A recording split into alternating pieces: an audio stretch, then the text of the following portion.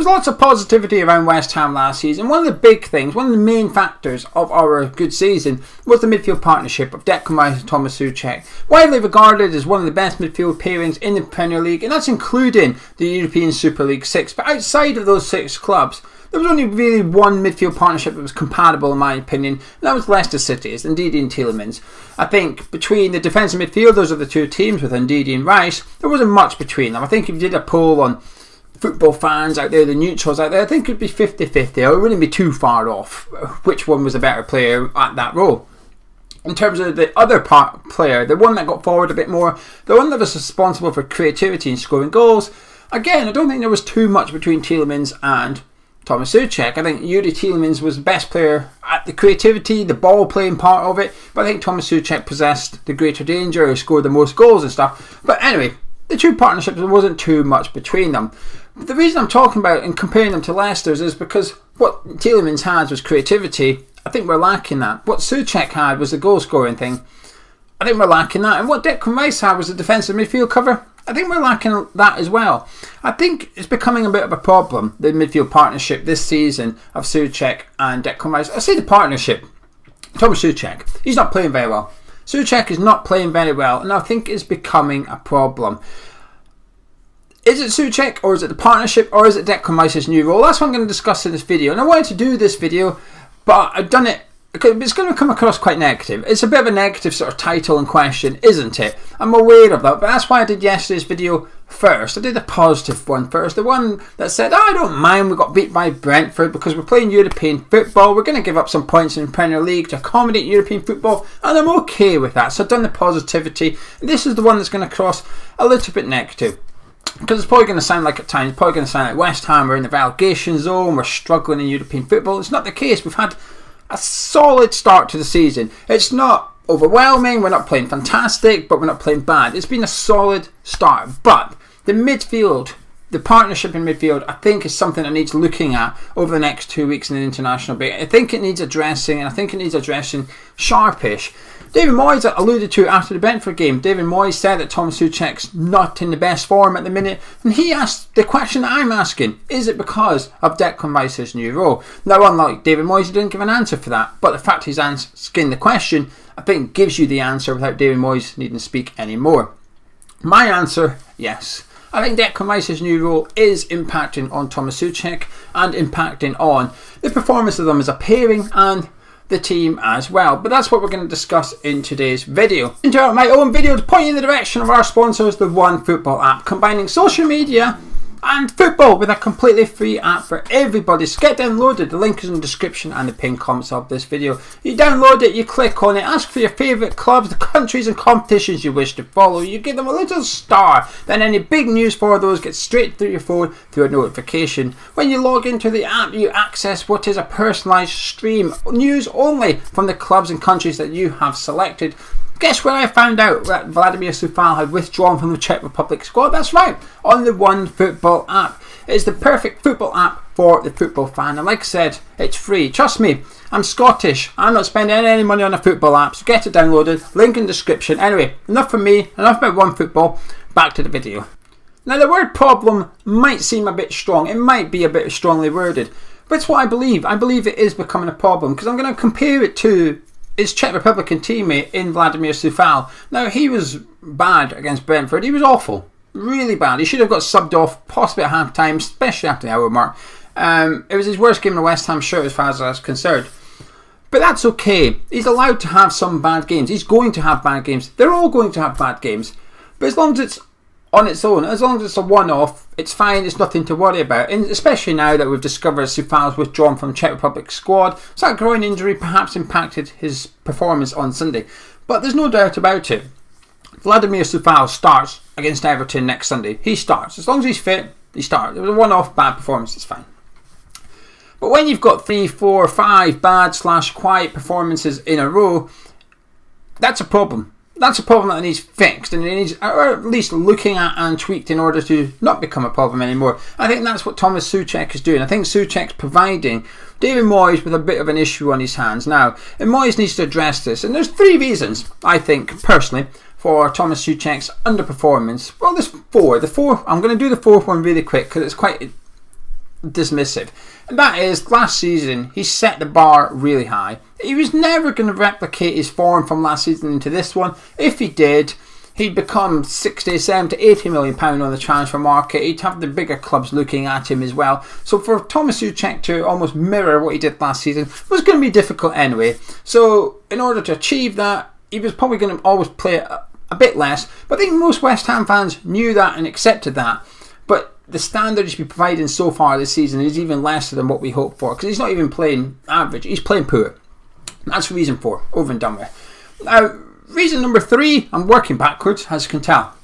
Reason number 3, he's tired. Now, I see this attributed a lot. I see this a lot about Tomas Soucek, and I think there is an element of that. I think he probably is fatigued. He played every minute in Premier League last season, bar 30 seconds at Craven Cottage when he was wrongfully dismissed by Mike Dean. He's obviously played in the Euro Championship for Czech Republic. He's played a lot of minutes so far for West Ham this season, and now he's away with Czech Republic again on international duty. But that can be fixed. It can be fixed pretty quickly. We've got Alex Kral there. We have Mark Noble there. We've got Manuel Lanzini there. We've got a few players that can play centre midfield. Perhaps not in the role of Tomas Soucek, but we'll get onto that in just a second. But we have personnel that we can bring in and leave Tomas Soucek out for a rest. And he has had a rest. He didn't start the Europa League game, for example. That was Mark Noble and Declan Rice. So he's been given some time off. He hasn't played every minute so far this season. Perhaps he does just need more time. But I'm not so sure. I think it runs a little bit deeper than that. That gets into reason number 1 and 2, because they're sort of intertwined really. Reason number 2, and I never really thought of this until I was actually watching Brighton take on Crystal Palace last Monday. That was the Monday night game. Brighton played Palace, and they were talking about the new style of Crystal Palace under Patrick Vieira. Obviously, he's brought in the younger players like Conor Gallagher.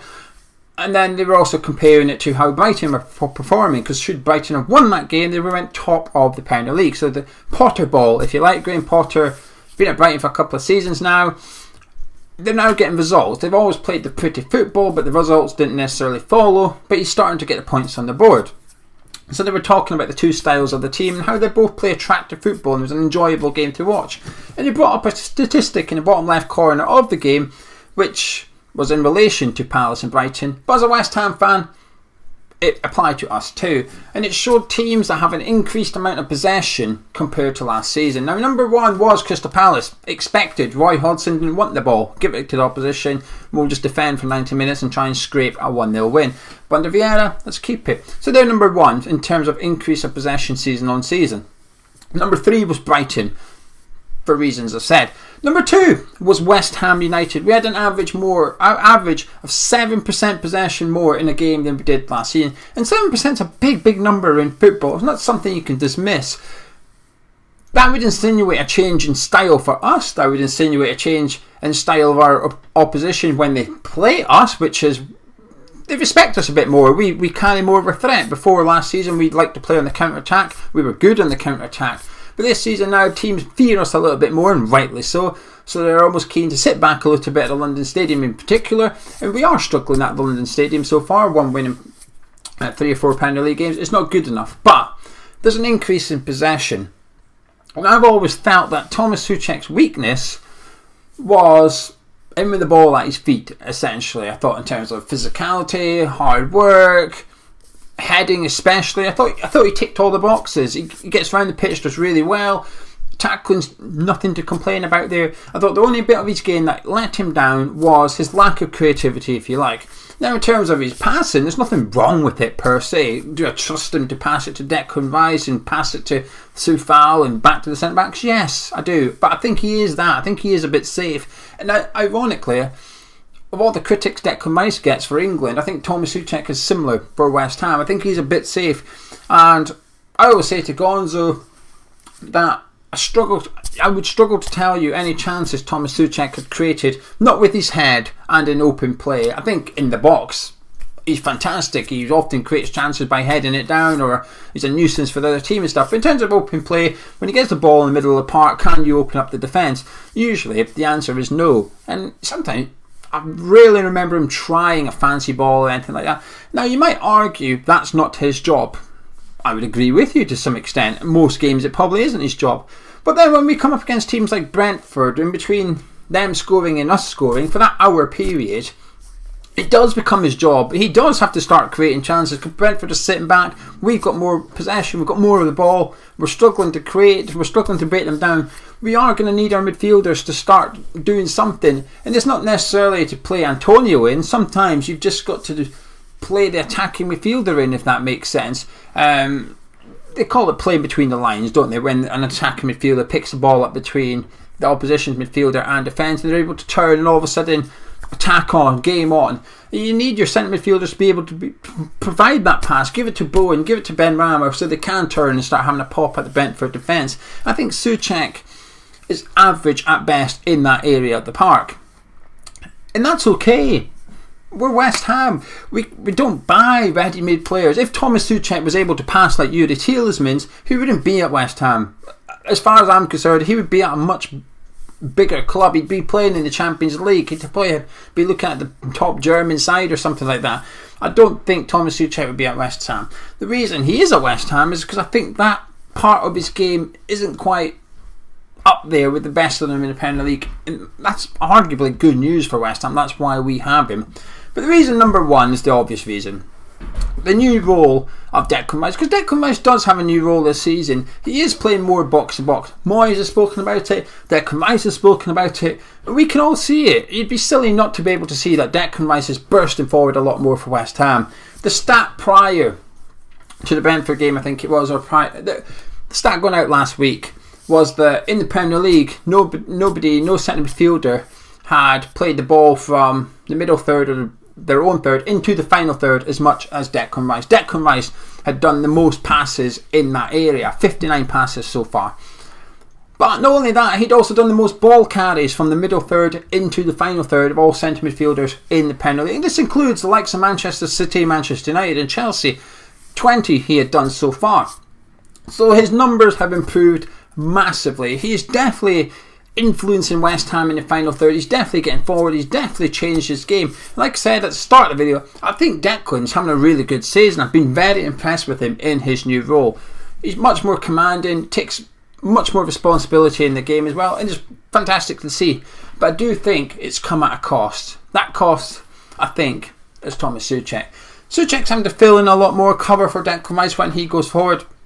Tomas Soucek himself isn't getting forward as much more. But the second half at Ellen Road, I felt Moyes switched the roles of Soucek and Rice a little bit. Certainly tweaked Tomas Soucek's game, because I thought that second half at Leeds, he played well. Soucek played well. He got forward well. He was getting on the ball, despite what I've just said. He was getting on the ball really good. But Brentford, he was just a ghost. He was a ghost of Tomas Soucek from last season. And I do think it's because of the way that we're playing in Declan Rice's new role. It's a good thing. Well, I think it's a good thing for Declan Rice. And it's hard for Moyes. I'm not saying there's an obvious solution here, which is switch them back. I mean, it is an obvious solution to some extent. But will that keep Declan happy? Because we've done well to keep a hold of Declan. You'd imagine that Moyes has had to have several conversations with him, convince him to remain at West Ham for at least one more year. And his new role must have come into that conversation. I don't believe Moyes has woke up in August and thought, you know what, I'm going to change the way Declan Rice plays. He would have spoken with Declan about it, or perhaps Declan spoken to David Moyes about it and said, this is what I want to do. And the irony is, in order to keep Declan Rice happy, in order to keep Declan Rice at West Ham, we've given him this new role, which shows that he can be better on the ball, can create chances, Declan. We've probably made him more appealing to the clubs that were looking at him. Chelsea, Man City, Man United. If they had any doubts that Declan was worth 100 million, it would have been, well, defensively, he's fantastic. His interceptions, his reading of the game is unbelievable, second to none. But can he do it on the ball? Can he create chances? Can he push a team forward? And the answer would have been unsure, because he didn't really do that at West Ham, because he didn't have to. That wasn't his job. He doesn't do it for England that much, because it's not his job. Again, slightly changed now that Calvin Phillips is there. He's got someone behind him at England now. He can do a few more runs. But the thing that might have put those suitors off in the summer or next summer, they've actually had their doubts and their questions answered this season. Like I said, somewhat ironically, West Ham, to fend off the big boys, has changed Declan's role, which made him more appealing to the big boys. And it's come at a cost. That's Tomas Soucek's runs forward. We're not seeing him get forward as much as we used to. And I'm not sure I like it, because like the two midfielders, let's be straight about it. Let's be cutthroat about this. Which one of these two midfielders, Soucek and Rice, is better in the defensive midfield role, the protecting the back four role, if you like? It's Declan. Declan Rice's defensive game is unbelievable. It's been a long time since I've seen someone who can read the game, do the interception part, and also do the tackling as well as he can. Some of Declan Rice's best moments from this season, if you like, it's been defensively. On Thursday night when we played Rapid Vienna, they were creating a really good attack. Declan Rice just come from nowhere, overtook the guy, tackled him, and ran round him and came out of the defence with it. It was an unbelievable piece of defending. So Rice is better at the defensive side of it. Who's better at the attacking side of it? You'd have to say Soucek. Despite what I've said about his lack of creativity, at times I feel we've been a little bit lacking numbers, if you like, in the box, but not just numbers, height in particular. Now, of course, Declan Rice's goal against Rapid Vienna would suggest that he can make the runs into the box. But that's an isolated incident. There's not been too many of those runs from Declan Rice. Runs that Tomas Soucek used to do on a regular basis last season for West Ham, scoring almost every second week until Christmas. From Christmas time, January time onwards, Soucek was a little bit quieter in terms of the goal scoring threat. But again, we changed the way we played last season. This hasn't changed from August. Declan Rice's role has changed from August. Soucek's role, I believe, started or changed back in January when we signed Jesse Lingard. Because prior to that, we'd almost play like a 3-4-3 formation, if you like. Manals would often drop in and help out Rice and Soucek if we're outnumbered in the middle of the park. But when Jesse came in, we very much nailed down this 4-2-3-1 formation, which we're currently seeing, because we almost had to create that number 10 role for Jesse Lingard to get the best out of him. And we did. But it stopped Soucek getting forward. The space that Soucek used to utilise in the previous formations was now gone. It didn't exist anymore. Jesse Lingard was occupying that room. But it was okay, because Jesse Lingard was scoring goals. Jesse Lingard rocked up and scored 9 goals in 16 games and threw a few assists in as well. It was when he was producing that numbers, you didn't look at the rest of the team, did you? You didn't think, well, where's the lack of goal? Where's Soucek's lack of goals? It was almost okay because Jesse Lingard was on unbelievable form. But this season, no Jesse. Manals has gone off the boil a little bit in the last few games as well. Saeed Ben Ramos had a good start to the season, but not as impactful as what Jesse Lingard was since January. And the same with Jared Bowen. I think Jared Bowen's arguably been our best player so far this season. But again, he's not scoring the amount of goals or getting the amount of assists as what we saw last season with Jesse Lingard. It's probably unfair to compare them to Lingard. I'm not trying to compare them on a player-by-player basis. What I'm trying to suggest is that Lingard's form when he arrived was unbelievable. The numbers were ridiculous. Even if we signed Lingard, he was never going to replicate those numbers for the season. What he did in 6 months, he'd probably do over a season at West Ham. But because those goals have disappeared a little bit, you start to look at the team and think, well, where have the goals gone? And Soucek's one of the ones that was providing the goals that's no longer doing it. And we start to look at him and say, well, what's the problem? And I've given you 4 reasons that I think is part of the problem. So what's the solution? I don't know. But I think we either need to sort something so we get the best out of Soucek, because he's still a top midfielder. I hate putting disclaimers in videos, by the way. I often just assume people will know what we're saying or what we mean or don't mean in some cases. And in this case, it's what I don't mean. I'm not saying Soucek's a bad player or that. Here's the disclaimer. Soucek's still a top player. And I'm very, very confident we will see the best of Soucek again. I'm just not sure we will see the best of Soucek while he's partnering Declan Rice, and Declan Rice is sort of playing in this new role. It's going to be difficult to convince me otherwise. I need to see it. But Moyes has got a few options there. He's got Alex Kral there, and this is where he's possibly got a big decision to make there. Moyes, does he switch the roles back? Does he try and tweak both of their games so Declan perhaps isn't always the one running forward and they take it in turns or something? Because they do have a good partnership. They do have a good understanding. I've got no doubt that they'd be able to tweak both of their games a little bit in order to try and alter the movement of the two. But then he's got that curveball, Alex Kral. He's a defensive midfielder. He plays with Tomas Soucek week in, week out, regularly for the Czech Republic side. He could probably do what Declan Rice did last season to allow Rice to do what he's doing this season. But it will mean dropping either Rice, which is not going to happen, or Soucek, which is also not going to happen.